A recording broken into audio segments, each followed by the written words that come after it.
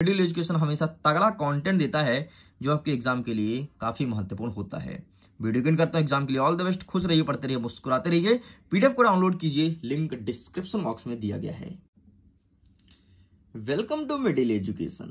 लीजिए स्टूडेंट्स, अब आपके सामने कक्षा 10वीं विज्ञान सेट नंबर बी का वीडियोस लेकर के आ चुका हूं। लेकिन उसके पहले आपको पता है हमारे पास अभ्यास प्रश्न पत्र का 2 सेट है एंड सेट नंबर फर्स्ट को मैंने पूरा कंप्लीट कर दिया भाई, पूरा बहुत अच्छे से आसान भाषा में समझाया हूं। एंड अब बारी है सेट नंबर बी की।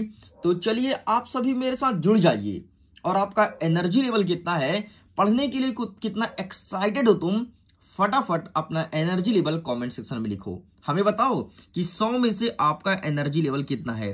किसी बच्चे का 100 में 100 होगा, तो किसी बच्चे का अभी से 100 में 0 होगा, तो किसी बच्चे का 70 होगा, 80 होगा। एनर्जी लेवल का मतलब तुम कितने एक्साइटेड हो इस वीडियो को देखने के लिए, पढ़ने के लिए। तो प्लीज कमेंट सेक्शन में लिखिएगा जरूर, मैं आपके संदेश को, मैसेज को पढ़ूंगा।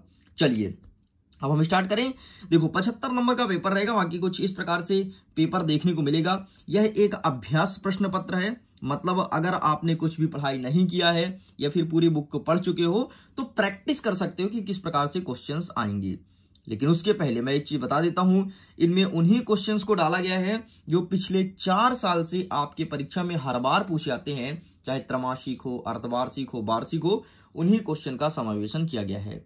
और आपके ब्लूप्रिंट के अकॉर्डिंग की त्रैमासिक परीक्षा क्या सिलेबस रहेगा, उसी के आधार पर इसे मैंने स्वयं डिजाइन किया है। तो चलिए आगे बढ़ते हैं एंड देख लेते हैं किस प्रकार से क्वेश्चंस इसमें रखे गए हैं। और यकीनन अगर आप इस वीडियो को बहुत अच्छे से और यही जोश लेवल बना करके एंड तक देखते हैं तो यहां से 80% पेपर तुम सॉल्व कर पाओगे सेट ए और बी देखने के बाद। लेकिन कंडीशन यह है कि दोनों सेट देखना पड़ेगा। एक सेट देखोगे तो 40% और दोनों सेट देखोगे तो 80% पेपर सॉल्व कर पाओगे। चलिए प्रश्न क्रमांक 1 कह रहा है सही विकल्प चुन करके लिखो। इसमें पहला नंबर कहता है निम्नलिखित में से कौन सा पदार्थ भौतिक परिवर्तन नहीं है, यह प्रश्न बोला है। तो खौलते पानी से जल वाष्प बनना। नेक्स्ट कहता है बर्फ का पिघलना, नमक का पानी में घुलना एंड एलपीजी का दहन। एलपीजी का दहन मतलब गैस सिलेंडर का जलना, यह रासायनिक परिवर्तन है। इसके लिए ऑक्सीजन की आवश्यकता होती है, इसलिए सही उत्तर यह होगा। सेकंड नंबर कहता है कि लोहे चूर्ण पर तनु हाइड्रोक्लोरिक अम्ल मतलब HCl, ठीक है, तनु बोला है मतलब HCl में पानी मिला हो, डालने पर क्या होता है। तो सिंपल सा हाइड्रोजन गैस और आयरन क्लोराइड बनता है। तो इसका सही आंसर पहला नंबर हो जाएगा। नेक्स्ट अम्ल का पीएच मान कितना होता है भाई, 7 से कम होता है अम्ल का पीएच मान, क्षार का 7 से अधिक, और 7 हो तो उदासीन। इसके लिए आपको पता है 1 शॉर्ट वीडियो बनाया हूं, 1 शॉर्ट वीडियो ऑलरेडी अपलोड है। पार्ट 2 अम्ल, क्षार और लवण, उसको जाकर के देख लो। पार्ट 2 से जितने भी क्वेश्चन है ना सब तुम कर जाओगे। लिंक मैं डिस्क्रिप्शन बॉक्स में दे दूंगा 1 शॉर्ट वीडियो का, इसको जरूर देखना। बहुत मेहनत किया हूं और आसान भाषा में अच्छे समझाया हूं। चौथा नंबर कहता है कि कोई विलयन लाल लिटमस को नीला कर देती है, इसका पीएच मान क्या होगा। जब कोई विलयन लाल को नीला कर दे तो पीएच मान क्या होगा, तो इसका पीएच मान 10 होगा। लाल को नीला करती है, लाल को नीला मतलब ये क्षार है और क्षार का पीएच मान 7 से अधिक होता है तो 10 होगा, ठीक है। अच्छा, और जो अम्ल होता है वो नीला को लाल करती है, इस चीज को ध्यान रखना। एक ट्रिक याद रखना, क्या, अनिल, एक नाम याद रखना अनिल। अम्ल नीला लिटमस पेपर को लाल कर देता है, बस इतना याद रखो। नेक्स्ट कहता है 5वां नंबर भोजन नली के किस भाग में भोजन का पूर्ण पाचन होता है। तो भोजन नली के किस भाग में भोजन का पूर्ण पाचन होता है, तो क्षुद्रांत में होता है। नेक्स्ट पादप में एंजाइम उत्तरदायी है, तो एंजाइम काम है पानी को ले जाना, पानी को पेड़ पौधे के सभी अंगों तक पहुंचाना, ये एंजाइम का काम है। सॉरी जाइलम का काम है, हद रे, एंजाइम बोल रहा हूं, जाइलम काम है, xylem, sorry I am really so sorry, xylem का काम है, ठीक है। और पौधे में तो 2 ही चीज होता है ना, एक जाइलम दूसरा फ्लोएम। बाहर दिमाग कभी कभी कुछ का कुछ निकल जाता है यार। नेक्स्ट प्रश्न क्रमांक 2 कहता है खाली स्थान भरिए। पहला नंबर कहता है वे अभिक्रिया जिसमें अभिकारकों के बीच आयनों का आदान प्रदान होता है उसे क्या कहते हैं, उसे कहते हैं डबल डिस्प्लेसमेंट मतलब द्विविस्थापन, द्विविस्थापन अभिक्रिया।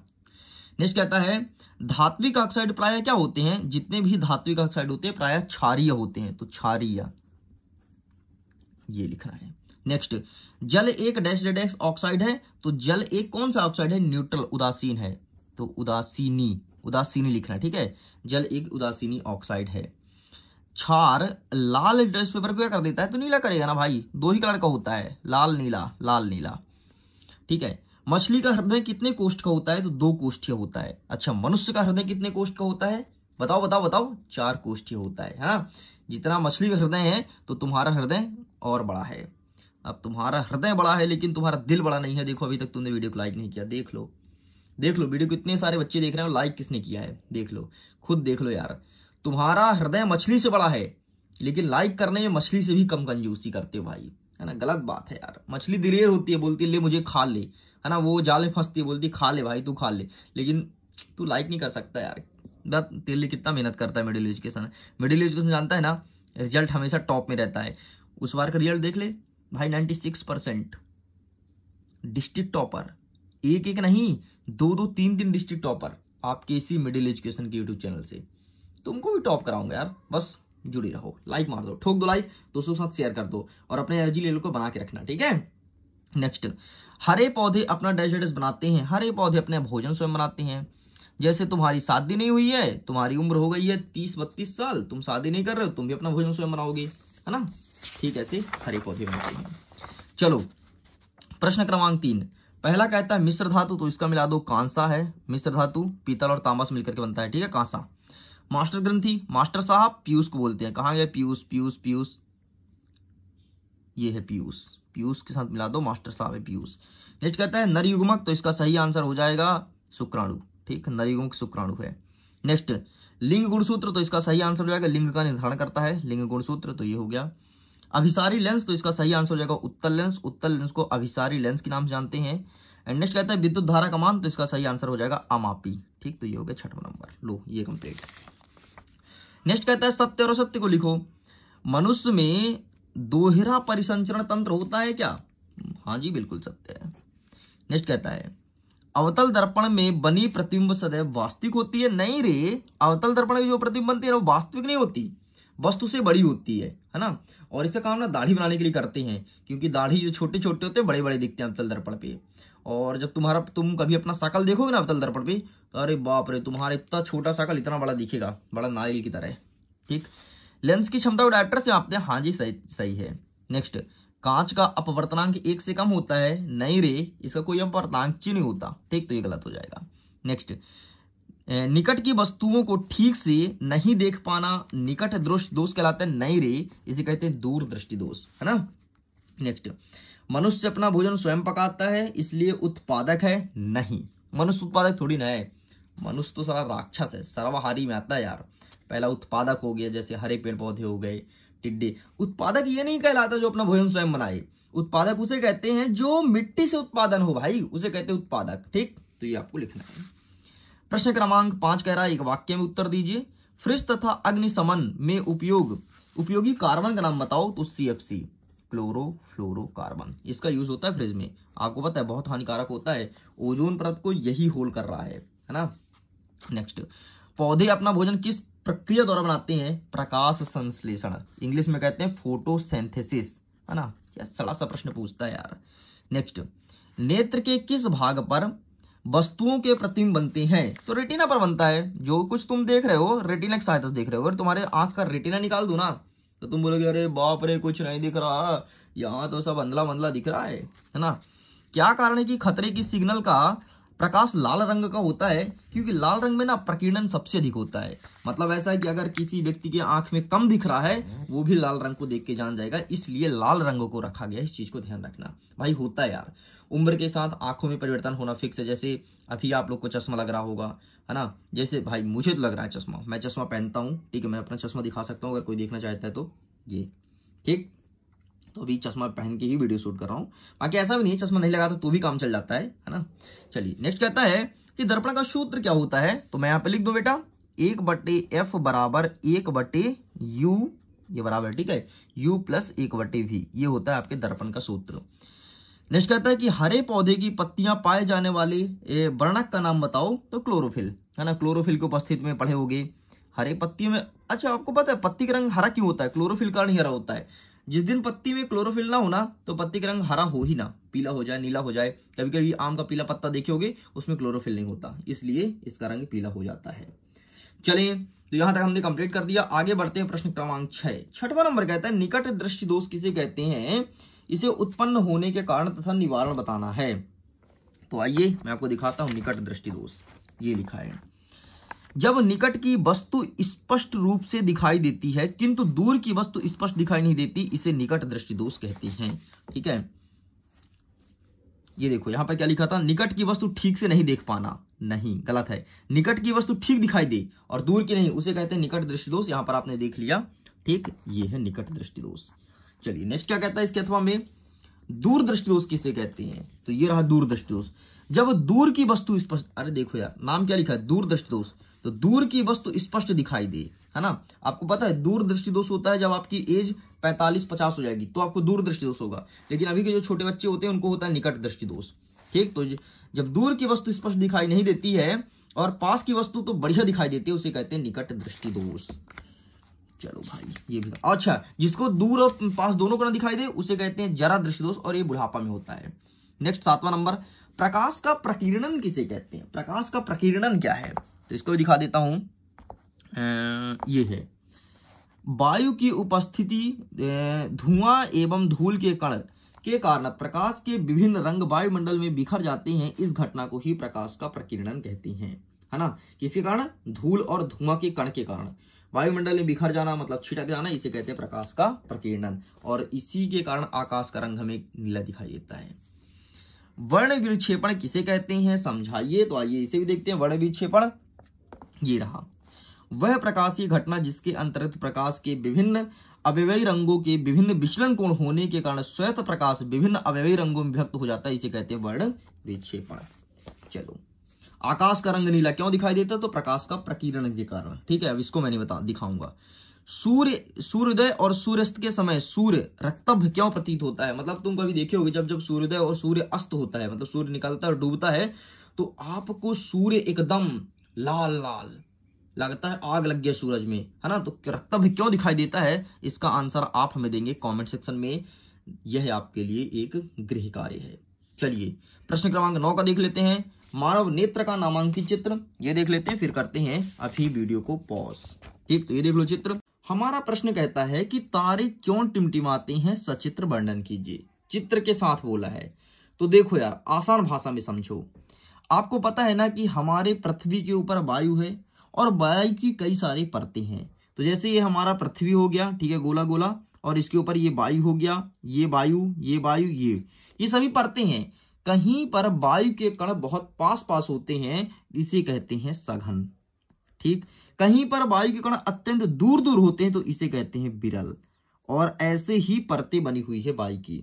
तो जब प्रकाश की किरणें सघन माध्यम से विरल की ओर आती है तो अभिलंब की ओर झुकती है, ठीक है, और जब विरल से सघन की ओर आती है तो अभिलंब से दूर हटती है। मतलब प्रकाश किरणें ऐसे आती है, ऐसी आई, फिर ऐसे झुकी, फिर ऐसी आई, फिर ऐसे झुकी, ऐसी आई, ऐसे झुकी, इसलिए हमें ऐसा प्रतीत होता है कि तारे टिमटिमाते हैं। बाकी रियल ये है कि तारे कभी नहीं टिमटिमाते हैं। अत्यंत दूर होने के कारण वायु की कई सारी परतें हैं, इसलिए हमें ऐसा प्रतीत होता है। बस इतना आपको लिखना है और इस प्रकार से चित्र बनाना है। बाकी मैं आंसर दिखा देता हूं, देख लो। बाकी जो मैं समझाया हूं वही लिखना, ठीक है। बाकी यहां पर पढ़ लीजिए, आप इसका फोटो क्लिक कर लीजिएगा। नेक्स्ट कहता है प्रश्न क्रमांक 10 कि कांच की प्रिज्म द्वारा श्वेत प्रकाश के विक्षेपण का चित्र बनाइए। मतलब आपको कांच का एक प्रिज्म बनाना है, इसमें दिखाना है कि जब हम श्वेत प्रकाश यहां से डाल रहे हैं तो प्रिज्म 7 रंगों में विभक्त होता है। कौन कौन सा? बैजानी, हापी, नाला। बैजानी, हापी, नाला, ठीक। बैगनी, मतलब जामुनी, बैजानी, नी मतलब नीला, बैजानी, हा मतलब हरा, पी मतलब पीला, ना मतलब नारंगी, ला मतलब लाल। तो इस प्रकार से 7 रंगे विभक्त होती है। बाकी इसका आंसर मैं दिखा देता हूं क्या लिखना है, ये देखो, ये ठीक, ये 7 रंगी, बैजानी, हापी, नाला। तो बैगनी नीचे से आता है, नीचे बैगनी, ऊपर लाल, ठीक। इस चीज को ध्यान रखना, यही आपको बनाना है। आगे हमारा अथवा कहता है कि पर्यावरण क्या है। तो सिंपल से यार, हमारे चारों तरफ फैले हुए आवरण को पर्यावरण कहते हैं। जैसे हमारे पास यहाँ पर पेंसिल है, मतलब पेंसिल पर्यावरण का हिस्सा है। आपके सामने पेपर है तो पेपर पर्यावरण का हिस्सा, मतलब जो भी चीज आपके सामने फैला हुआ है वही पर्यावरण है। बाकी इसका आंसर अगर आपको लिखना हो तो मैं दिखा दूंगा, बाकी जो मैं बताया हूं वही लिख करके आना, डेफिनेटली अच्छा नंबर मिलेगा। एंड यहाँ पर देख सकते हो। चलिए साइड करते हैं। नेक्स्ट 11वां नंबर कहता है कि जैव निम्नीकरण पदार्थ क्या है, उदाहरण सहित लिखिए। एंड इसी के अथवा में कहता है कि अजैव निम्नीकरण पदार्थ क्या है, उदाहरण सहित लिखिए। मतलब अब आपको जैव और अजैव लिखना है। तो आइए मैं इसके आंसर्स को भी आपके सामने प्रेजेंट कर देता हूं, किस प्रकार से आंसर आप लिखेंगे। देखिए इसका आंसर आपको यहां पर मिलेगा, वे पदार्थ जो सूक्ष्म जीवों द्वारा आसानी से अपघटित हो जाते हैं, अपघटन के बाद हानिकारक पदार्थ नहीं बनते, उसे कहते हैं जैव निम्नीकरण पदार्थ। मतलब देखिए होगी कि ऐसा कोई पदार्थ जिसको हमने मिट्टी पर फेंक दिया लेकिन वो मिट्टी को नुकसान नहीं पहुंचाते बल्कि मिट्टी पर मिल जाते हैं, उसे कहते हैं जैव निम्नीकरण। और अजैव मतलब ऐसे पदार्थ जो अपघटित नहीं होते, जैसे प्लास्टिक, पन्नी मिट्टी में तुम मिला दो वो अपघटित होगा नहीं, 10 साल बाद तुम खोद के निकालोगे तो तुम्हारा पन्नी निकल जाएगा। तो ये हो गया आपका अजैव निम्नीकरण पदार्थ, बस यही आपको लिखना था। चलिए आगे बढ़ते हैं। प्रश्न क्रमांक 12 कह रहा है कि पारिस्थितिकी क्या है, परिस्थिति तंत्र के प्रमुख घटक कौन कौन से हैं, ये प्रश्न पूछा गया है। तो देखिए ये रहा आपके सामने आंसर लिखेंगे कि विज्ञान की वह शाखा जिसमें परिस्थिति तंत्र का अध्ययन किया जाता है उसे कहते हैं पारिस्थितिकी। इसका प्रमुख घटक क्या क्या है, जैव घटक और ये आपका हो गया अजैव घटक। बस इतना आपको लिखना है, इसके घटक 2 ही होते हैं। चलिए जी साइड करते हैं, नेक्स्ट क्वेश्चन देखते हैं। नेक्स्ट हमारा इसी के अथवा में कह रहा है कि उत्पादक किसे कहते हैं, उदाहरण दीजिए। उत्पादक किसे कहते हैं, उदाहरण दीजिए। तो सिंपल सा उत्पादक का मतलब होता है जो जीव अपने पोषण के लिए सौर ऊर्जा एवं क्लोरोफिल की उपस्थिति में कार्बन डाइऑक्साइड एवं जल को प्रकाश संश्लेषण प्रक्रिया द्वारा कार्बोहाइड्रेट में परिवर्तित कर देते हैं, उसे कहते हैं उत्पादक। एक तरह से हम ऐसा कह सकते हैं जो अपना भोजन स्वयं बनाते हैं प्रकाश संश्लेषण क्रिया से, उसे उत्पादक कहते हैं। बस इतना लिखकर काम चलाया जा सकता है। चलिए आगे बढ़ते हैं। नेक्स्ट कहते हैं प्रश्न क्रमांक 13 नंबर कहता है सर्वाहारी क्या होते हैं। तो देखो जो शाकाहारी और मांस मतलब साग सब्जी और मांस दोनों का भक्षण करे उसे कहते हैं सर्वाहारी। उदाहरण दीजिए। तो इसका सबसे बड़ा उदाहरण मनुष्य है, इससे अच्छा उदाहरण कुछ हो ही नहीं सकता। ठीक, तो जो मनुष्य है वो सर्वाहारी जीव के अंतर्गत आएगा। आगे देखते हैं अथवा क्या कहता है कि खाद्य श्रृंखला व खाद्य जाल में खाद्य जाल किसे कहते हैं, खाद्य श्रृंखला व खाद्य जाल किसे कहते हैं, ये प्रश्न पूछा गया है। तो आइए देखते हैं इसका आंसर क्या लिखेंगे। ये रहा खाद्य श्रृंखला और खाद्य जाल। खाद्य श्रृंखला में लिखेंगे एक पारिस्थितिक तंत्र में विभिन्न पोषण स्तर में क्रम से भोजन ग्रहण करने को खाद्य श्रृंखला कहते हैं। और खाद्य जाल किसे कहते हैं, तो खाद्य श्रृंखला एक दूसरे से किस प्रकार संबंधित है, बंधे हुए हैं, इसे खाद्य जाल कहते हैं। एक बार फिर से सुन लो, खाद्य श्रृंखला मतलब कौन किसको खा रहा है। उदाहरण के तौर पर देखो, जैसे हरे पौधे को टिड्डे खा रहे हैं, टिड्डे को मेंढक खा रहा है, मेंढक को सांप खा रहा है, सांप को सूक्ष्म जीव नष्ट कर रहा है। तो ये हो गया खाद्य श्रृंखला। लेकिन ये किस प्रकार से बंधे हुए हैं एक दूसरे से, इसे कहते हैं खाद्य जाल। मतलब खाद्य श्रृंखला एक छोटा रूप है और खाद्य जाल दूसरा बड़ा रूप है। नेक्स्ट प्रश्न कह रहा है कि ग्रीन हाउस गैस किसे कहते हैं, उनके नाम लिखिए। तो देखो जो गैसें पौधा घर प्रभाव मतलब ग्रीन हाउस प्रभाव उत्पन्न करती है उसे ग्रीन हाउस गैसें कहते हैं। उदाहरण के तौर पर लिखेंगे कार्बन डाइऑक्साइड, मीथेन, नाइट्रोजन के ऑक्साइड एंड क्लोरोफ्लोरोकार्बन, जिसे कहते हैं CFC, जिसका यूज फ्रिज में किया जाता है। नेक्स्ट कह रहा है कि ग्लोबल वार्मिंग से आप क्या समझते हैं। तो देखो यार, ग्रीन हाउस प्रभाव के कारण अगर हमारे पृथ्वी का तापमान बढ़ता है तो इसे कहते हैं ग्लोबल वार्मिंग। एंड यहां पर लिखा गया है, बस इतना लिख करके चले आना। आगे देखते हैं 15 नंबर कहता है कि ओजोन क्या है, यह किसी परितंत्र को किस तरह प्रभावित करता है। तो आइए इसका उत्तर देखते हैं कि ओजोन किस तरह प्रभावित करता है। तो ये रहा, देखो हमारे वायुमंडल में समुद्र सतह से 32 से 35 किलोमीटर तक ओजोन की एक मोटी परत है। मतलब वायुमंडल में समुद्र सतह से, मतलब अगर समुद्र के पानी से नापें तो 32 से 35 किलोमीटर की ऊंचाई पर एक मोटी परत है, ठीक है, जिसे ओजोन परत कहते हैं। ठीक है, ये क्षीण क्यों हो रहा है, तो जो हम फ्रिज में यूज करते हैं ना, CFC क्लोरोफ्लोरोकार्बन, उसको जब फ्रिज हमारा खराब हो जाता है तो उसको निकाल के फेंक देते हैं खुले में, वो वायु के साथ रिएक्शन करके और ओजोन परत में होल कर रहा है। इस चीज को ध्यान रखिएगा। चलिए आगे बढ़ते हैं। अथवा में कहता है कि अम्ल वर्षा किसे कहते हैं? Acetic rain. तो इसका भी आंसर यहाँ पर लिखा गया है, वायुमंडल में जब अम्लीय गैस कौन कौन सा, कार्बन डाइऑक्साइड, सल्फर डाइऑक्साइड और सल्फर नाइट्रॉक्साइड एवं नाइट्रोजन के ऑक्साइड एकत्रित होते हैं तो वर्षा का जल में घुलकर अम्ल बनकर बरसते हैं, इसे ही अम्ल वर्षा कहते हैं। मतलब विभिन्न प्रकार की गैस वायु में मिल जाए और फिर बारिश हो, पृथ्वी पर गिरे, उसे कहते हैं अम्ल वर्षा। 16 नंबर कहता है कि ग्लोबल वार्मिंग क्या है, ये इसके प्रमुख कारण कौन कौन से हैं? तो आइए इसका आंसर देखते हैं ग्लोबल वार्मिंग का। ठीक है, ग्लोबल वार्मिंग के प्रमुख कारण। तो ग्लोबल वार्मिंग यहां पर तो नहीं है, एक सेकंड ना, 16 नंबर का, 1 सेकंड बेटा। ये 2 प्रमुख कारण है। पहला, वृक्षों का लगातार काटना जिससे कार्बन डाइऑक्साइड की मात्रा बढ़ रही है। दूसरा है जीवाश्म ईंधन के पूर्ण दहन ना होने पर, मतलब जीवाश्म जो ईंधन जलाते हो उसको पूरी तरह से नहीं जलाते, इस कारण से ग्लोबल वार्मिंग हो रहा है। आइए आगे बढ़ते हैं, इसके अथवा में देखते हैं। अथवा कहता है कि अपघटक क्या होते हैं, उनके अनुपस्थिति परितंत्र पर क्या प्रभाव डालता है। ठीक, ये प्रश्न पूछा गया है। तो ये रहा आपके सामने अपघटक।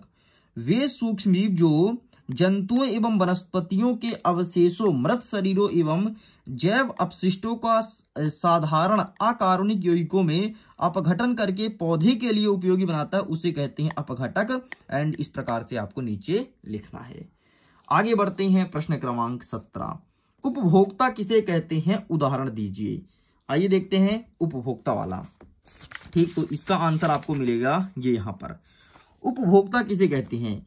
तो वे जीव जो प्रत्यक्ष या अप्रत्यक्ष रूप से अपने पोषण के लिए किस पर, पेड़ पौधे पर आश्रित होते हैं और अपना भोजन स्वयं नहीं बनाते हैं, उसे कहते हैं उपभोक्ता। इसका सबसे अच्छा उदाहरण अमरवेल है। अमरवेल एक पौधा है लेकिन वो अपना भोजन स्वयं नहीं बनाता, ज्यादातर गुल मेहंदी के पौधे में लिपटा हुआ देखने को मिलता है। समझ आ रहा ना? एक एक चीज बढ़िया आराम से समझने जाना, एक एक चीज को दिमाग में बैठा लो, क्योंकि इससे बाहर कोई भी प्रश्न नहीं आएगा, इस बात की गारंटी देता है आपको मिडिल एजुकेशन।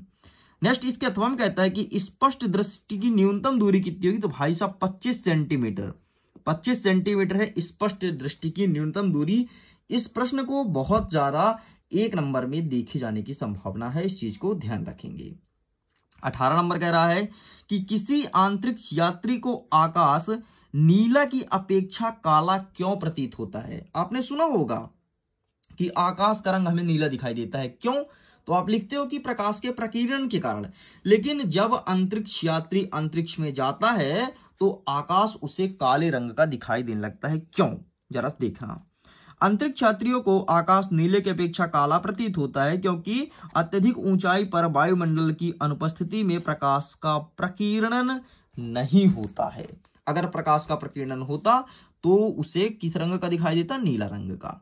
अथवा में कहता है कि नेत्र की सामंजन क्षमता से क्या अभिप्राय है? तो ये रहा, नेत्र द्वारा निकटस्थ लेकर के दूरस्थ वस्तुओं को सुस्पष्ट देखा जा सकता है।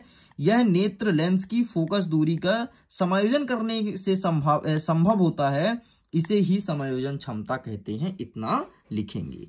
प्रश्न क्रमांक 19 कह रहा है कि अपवर्तनांक से आप क्या समझते हैं? ठीक, ये पूछा गया है।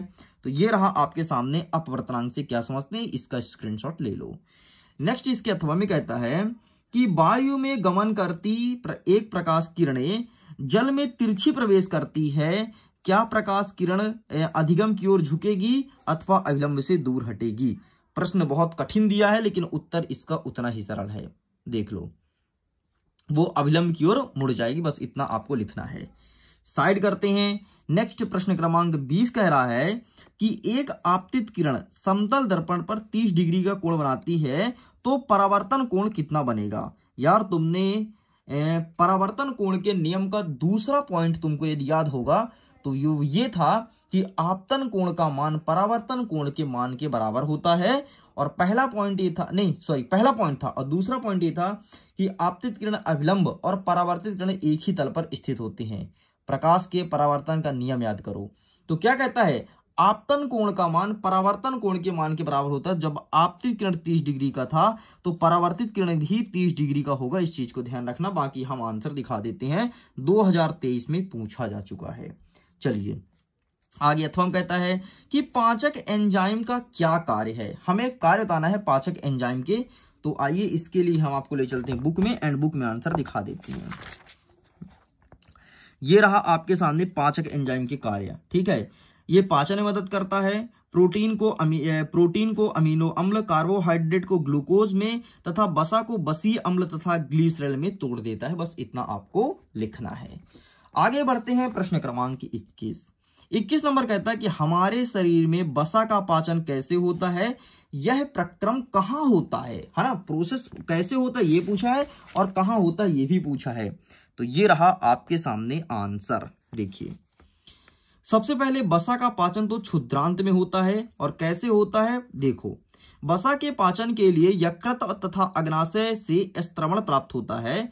अग्नाशय से प्राप्त एंजाइमों की सहायता से भोजन को क्षारीय बनाता है, कार्य पित्त रस करता है। देखो जरा समझो क्या होता है। जैसे मनुष्य, तुम समझ लो बाकी तुम पढ़ लेना, ठीक है। देखो जैसे मनुष्य भोजन को ग्रहण करता है ना, तो सबसे पहले मुंह से भोजन जाता है उसके अमाशय में, अमाशय के पास क्षुद्रांत होता है, वहां पर भोजन का पाचन बहुत अच्छे से होता है।